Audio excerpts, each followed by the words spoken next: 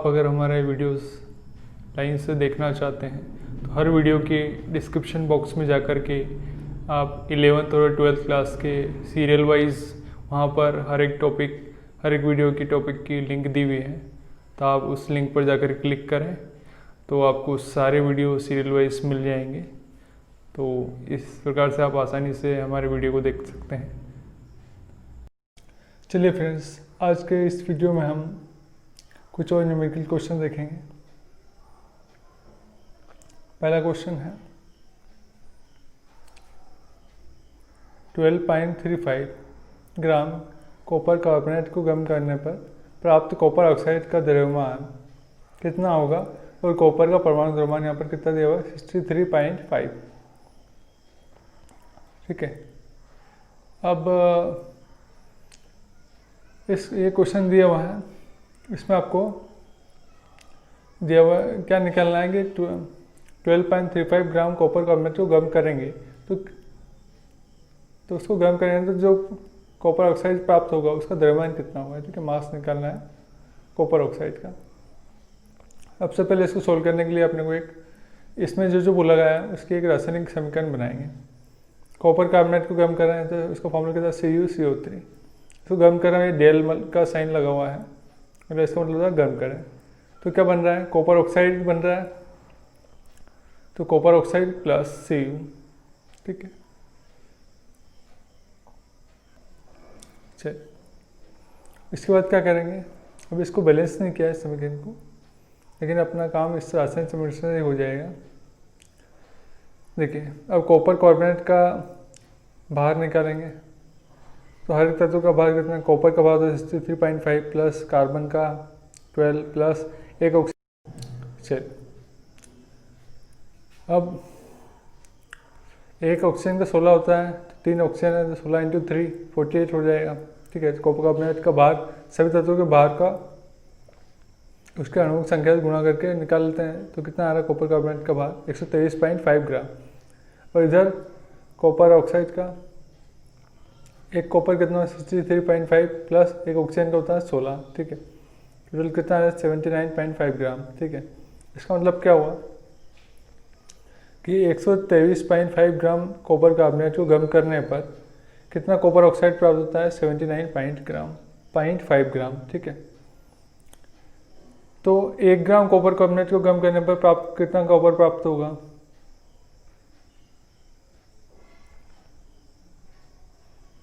तो 79.5 को किस डिवाइड कर देंगे 123.5 ग्राम से डिवाइड कर देंगे। ठीक है,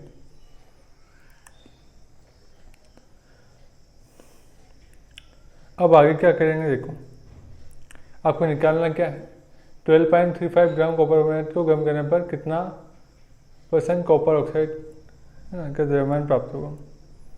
तो 123.5 ग्राम कॉपर कार्बोनेट को गर्म करने पर प्राप्त कॉपर कितना होगा, 1 ग्राम के लिए इतना निकाला है। ठीक है, तो 123 ग्राम कॉपर कार्बोनेट को गर्म करने पर प्राप्त कॉपर कितना होगा, तो अभी 1 ग्राम के लिए कितना निकाला 79.5 अपान में 123.5 इंटू कितने का निकालना है 123.5 ग्राम का निकालना है। ठीक है, तो इंटू करके उसको लिख देंगे, रुको 123.5 ग्राम कॉपर कार्बोनेट को गर्म करने पर कॉपर निकालना है, तो 1 ग्राम के लिए कितना है 79.5 अपान में 123.5, ये लिख दो ऐसा इंटू। अब निकालना कितना के लिए 12.35 ग्राम कॉपर कार्बोनेट के लिए निकालना, तो इंटू जो निकालना वो यहाँ लिख दो 12.35। इसको कैलकुलेट करोगे तो कितना आ जाएगा 7.95 ग्राम।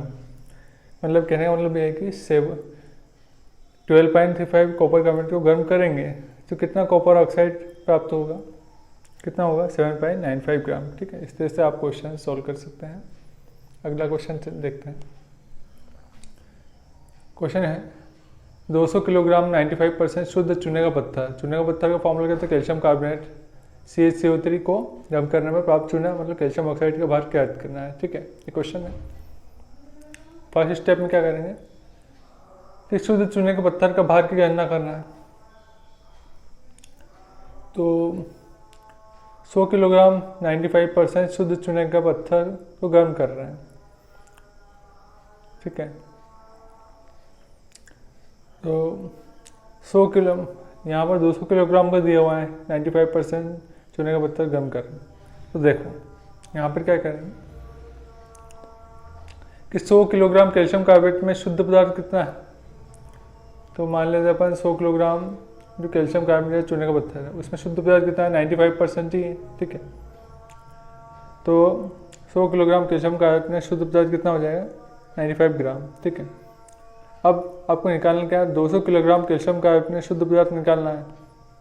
क्या करेंगे, 95 डिवाइड 100 इंटू जिसका निकालना वो लिख दो, 200 किलोग्राम लेते हैं इंटू 200, इसको कैलकुलेट करेंगे कितना आ जाए, 190 किलोग्राम आ जाए, ठीक है। अब सेकेंड स्टेप में क्या करना है आपको, ये जो क्वेश्चन दिया है इसकी रासायनिक समीकरण बनाना है कि 200 किलोग्राम 95% शुद्ध चूने का पत्थर। तो शुद्ध चूने के पत्थर का भार अपन निकाल लिया है, इसको गर्म करने पर चूने का भार देखना है, ठीक है। तो चूने का पत्थर का फॉर्मूला क्या था, कैल्शियम कार्बोनेट CaCO3, इसको गर्म कर रहे हैं तो calcium oxide plus CO2 gas निकल जाएगी इसमें से, ठीक है। तो प्राप्त चूने का, इसको गर्म करेंगे तो प्राप्त चूना मतलब कैल्शियम ऑक्साइड प्राप्त होगा, इसका द्रव्यमान या भार कितना है, ठीक है। तो देखो हर एक का अणु भार निकाल लेते हैं।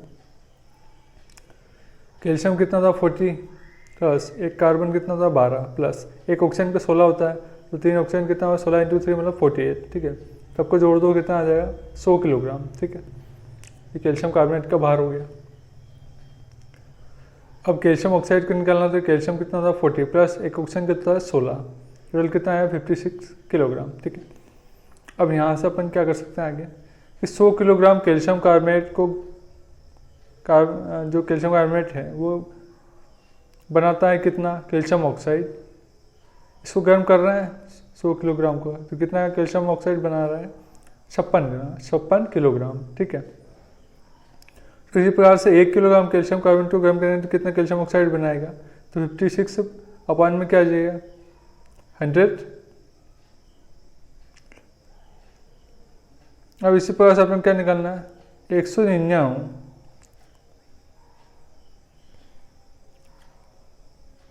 ठीक है। चलिए यहाँ पर क्या है 190 है, ठीक है। तो 190 किलोग्राम कैल्शियम कार्बोनेट बनाता है, इसको गर्म करने में कितना कैल्शियम ऑक्साइड बनाएगा, तो 56 अपान में 100 इंटू इसको कितना निकलना 190 किलोग्राम, तो इंटू 190, ठीक है। तो इसको जब आप कैलकुलेट करोगे तो कितना आ जाएगा 106.4 किलोग्राम आ जाएगा, ठीक है। कहने का मतलब ये है कि 200 किलोग्राम 95% शुद्ध चूने के पत्थर को गर्म करोगे तो कितना चूने का भार प्राप्त होगा, तो वो इतना प्राप्त होगा 106.4 किलोग्राम, ठीक है। अब अगला क्वेश्चन देखते हैं। अगला क्वेश्चन क्या है कि KClO3 को गर्म करने पर KCl वो ऑक्सीजन मतलब पोटेशियम क्लोराइड और ऑक्सीजन में विघटित हो जाता है, ठीक है। पोटेशियम क्लोराइड को गर्म करने पर पोटेशियम क्लोराइड वो ऑक्सीजन में विघटित हो जाता है, ठीक है। 0.1 मोल KClO3 को द्वारा मुक्त ऑक्सीजन का NTP मतलब सामान्य ताप और दाब नॉर्मल टेम्परेचर प्रेशर पर आयतन कितना होगा, ठीक है। कहने मतलब आपको क्या ज्ञात करना है कि इसको गर्म कर रहे हैं KClO3, KCl ऑक्सीजन में विघटित हो रहा है, ये रासायनिक अभिक्रिया बनाना है, ठीक है। अब क्वेश्चन में ज्ञात क्या करना है 0.1 मोल KClO3 द्वारा मुक्त ऑक्सीजन का सामान्य ताप दाब पर आयतन कितना होगा, ठीक है। 0.1 मोल KClO3 के लिए कितने ऑक्सीजन मुक्त हो रही है सामान्य ताप पर, उसका आयतन निकालना है, ठीक है। लेकिन कैसे सोल्व करेंगे, देखो सबसे पहले रासायनिक समीकरण बनाओ। तो KClO3 गर्म करें तो 2KCl और ऑक्सीजन प्राप्त हुआ है, ठीक है। अब इसको बैलेंस करो, इधर कितना है 2KClO3 है, ठीक है। तो उधर भी 2 लगा दो तो पोटेशियम भी 2 हो जाएंगे, क्लोरीन भी 2 हो गए। अब ऑक्सीजन इधर कितना 6, तो उधर कितने 2 ही थे, तो इधर कितना लगाओ 3 लगाओ, तो इंटू 2 मतलब 6 हो गए, सब बैलेंस है, ठीक है। अब यहाँ पर क्या दिख रहा है, ये 2 मोल है KClO3 के, और इधर ऑक्सीजन का सामान्य ताप दाब पर कितने ऑक्सीजन का आयतन प्राप्त हो रहा है 3 मोल प्राप्त हो रहा है, ठीक है। 3 मोल ऑक्सीजन, सामान्य तापदाब पर किसी भी गैस का जो आयतन होता है वो कितना होता है, 22.4 लीटर होता है। ठीक है, एक है ना 1 मोल या गैस का जो आयतन होता है ना सामान्य ताप पर, वो कितना 22.4 लीटर होता है। यहाँ 3 मोल ऑक्सीजन के बाद 3 इंटू 22.4 तो कितना लीटर आ जाएगा, 67.2 लीटर आ जाएगा। ठीक है, अब देखो आगे क्या होंगे। तो रासायनिक समीकरण हो गई कंप्लीट। अब 2 मोल, ये 2 मोल है KClO3, 2 मोल KClO3 NTP पर मतलब सामान्य तापदाब पर ऑक्सीजन कितने ऑक्सीजन मुक्त कर रहा है, तो 67.2 लीटर ऑक्सीजन गैस के द्वारा मुक्त कर रहा है।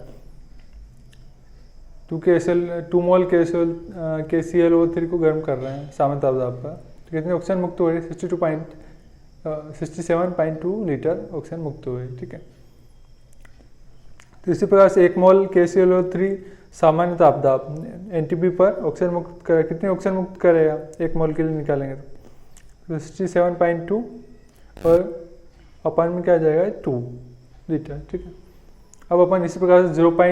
क्वेश्चन निकालना क्या है, 0.1 मोल KClO3 के लिए। ठीक है, तो 0.1 मोल KClO3 सामान्य ताप पर कितने ऑक्सीजन मुक्त करेगा ये निकालना।